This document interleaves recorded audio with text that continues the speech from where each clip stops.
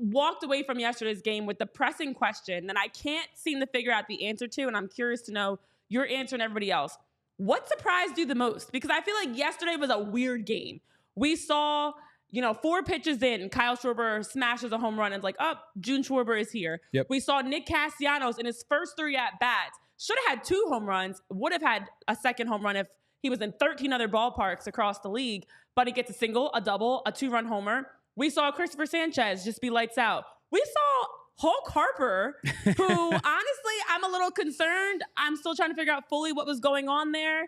Not great. The bench is clear. A lot happened yesterday. What was something that you feel like surprised you the most or even impressed you the most? I think what impressed me the most, and I know we're going to talk about him later, was I think the inevitable maturation of Chris Sanchez. Okay. And, we'll dive into him a little bit more in detail later in the show, but he has become a pitcher. Yeah. When he first, I want to say even when he first broke into the big leagues, but you could even take it back to his minor league career, he was a thrower. And the control was an issue for him in the minor leagues. It was probably a little bit of an issue for him in his first couple outings, his first couple appearances, and his, start his major league debut or major league career. But last year you saw a step in the right direction, and this year I think you're seeing an absolute maturation into a bona fide middle of the rotation, type of starting pitcher who is not a thrower anymore. He's a pitcher now. And so to me, I don't want to say it's a surprise because I expected maybe a next step forward for Chris Sanchez, but what he has shown me is when he's got command of all 3 pitches, especially when he's got command of the changeup, but when the fastball, the sinker, and the slider have command, he's become a dominant force. Yeah. And we can stay there with Cristopher Sanchez because I do think, a lot of yesterday's, the offensive production, the fact that the Phillies got a win, snapped their 3-game losing streak, the things that can kind of overshadow how Sanchez pitched yesterday. But when you talk about the steadiness that he showed, I mean, he had a game yesterday that was, you get 7 Ks on the day, you go 6 innings. He did finish up the month with a 2.03 ERA for May. And, for him to come into this rotation that's already very solid at the top. We talk so much about Zach, Aaron, and Ranger. Sure. And Cristopher Sanchez is really locking himself in, as you mentioned, as a part of this rotation that you can count on, and you don't really have to worry. I know we're still worried about Taijuan Walker. You don't have to worry about Cristopher Sanchez. And I know Sanchez was mentioning after the game how he's just always trying to follow the other pitchers. He's always learning from them. He's watching from the veterans. And you can see that because he seems very, as you talk about that maturation, it feels like he's very grounded and wiser than his 27 years. For sure. That he looks like he's been a starter for much longer because he's just, I think, sticking to what works. I don't think he's trying to do anything extra or be anybody that he's not.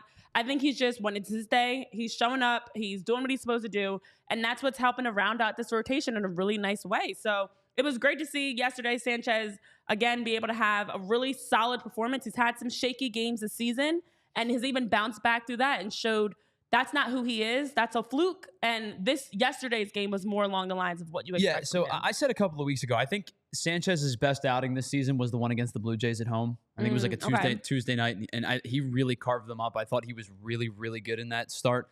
I think I could venture to say, to take it a step further, and I know, he went 6 yesterday, and in that one he got into I want to say maybe even got into the 8th, but I know he pitched into the 7th. Yeah. I would venture to say that yesterday was his second best start of the season. Ooh.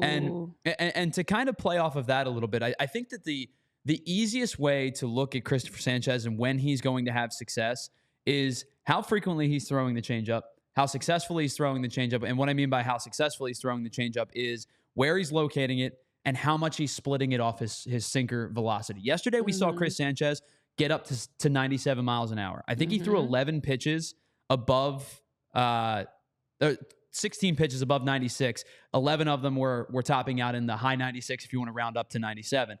When his velocity is there along with the command, because there have been times where we've seen him have a little bit of a command slip.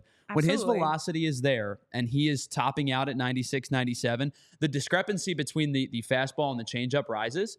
And that's when the changeup becomes so deceptive because his arm action on the changeup is ridiculously close to his sinker. His stuff on the changeup is disgusting. It's probably one of the premier pitches off-speed pitches in baseball, and I think it's maybe a little bit overlooked because he's a 4 on this team.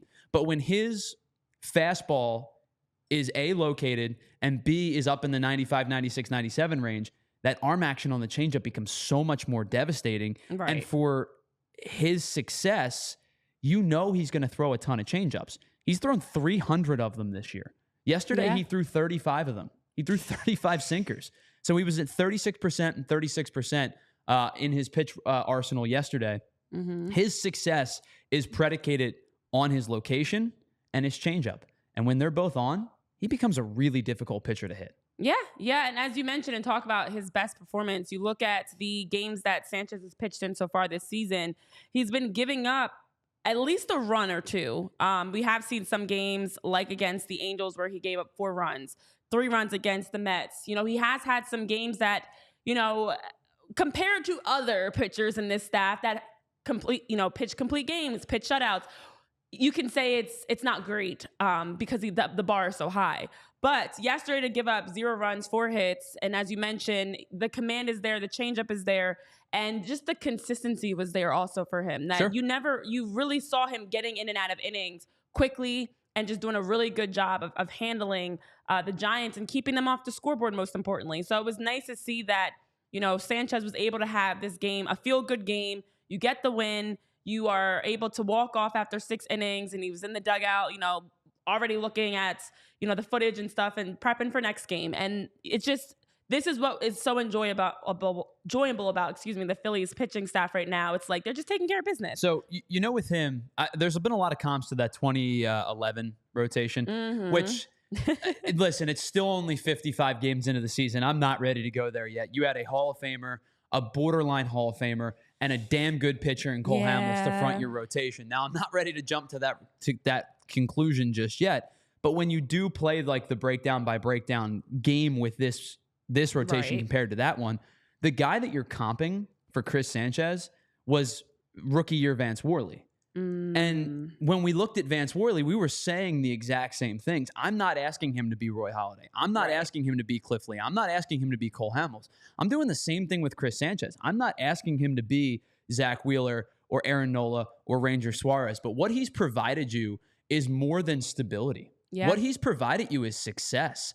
And we were super spoiled with the 4 aces and with, you know, Joe Blanton being a 5 at times and moving on to having guys that supplemented those pitchers well at times, like guys like Jay Happ when he should have won a Rookie of the Year, but we're not going to play that game because Chris Coughlin didn't deserve it. But guys like Jay Happ and Vance Worley, and even a guy like maybe a Kyle Kendrick, who is a step or 2 down from what it's probably multiple steps down from what Sanchez has provided to you this year.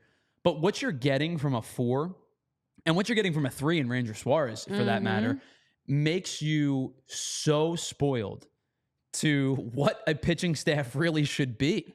We've been so spoiled through the first 55 games. And that's the nice part about all of this is when you look at your 3 and 4, these are guys that could be definitely Ranger is somebody else's 1. And instead of having those days like we've had in the past where, you know, you're going through the starting pitchers, and once you get past your ace, it's kind of like hold your breath.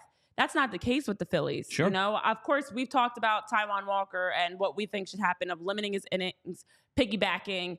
I think in due time, that situation will be figured out. But to have 4 starting pitchers that can go 6 or 7 plus innings, which is something that they've talked about and wanted to do, that can give you shutouts, that can give you, you know, 1, 2, 3 hits that they are giving up. That's fantastic. It just allows for this team to have that confidence in knowing your guys got you when they take the mound. And now for the offense, just go ahead and hit.